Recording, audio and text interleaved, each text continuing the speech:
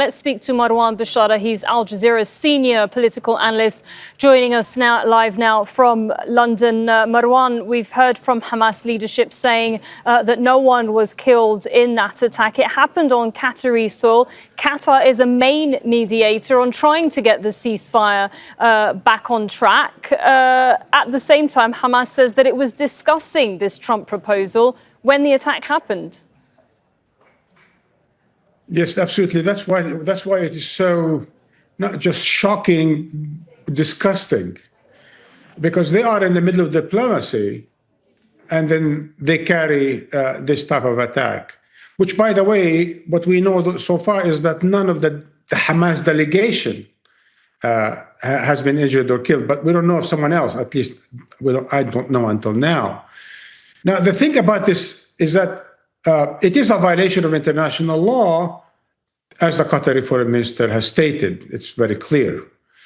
But it's more than that. That's what's so troubling about this kind of action. It's not just reckless, it's not just irresponsible, it's not just a violation of the law. It is, as I said, disgusting mafia-type action. It is gangstery. Because you don't do that when you're involved in goodwill mediation by Qatar. You don't do that against the mediator. You don't violate their airspace. You don't violate their sovereignty and carry an attack in their capital. That's not what civilized countries do. Civilized countries respect their diplomatic, whatever the word is here, in order to make sure that they are respected moving forward if they get involved in diplomacy. But Israel seems set to be breaking precedents each and every day. The precedents before was, how many journalists you want to kill, and then how many children you want to kill, and then how many buildings you want to destroy in a day, and then how many people you're going to starve, and how many starving people you're going to kill. They keep breaking these precedents, right? And now it is the precedents of you get involved with diplomacy.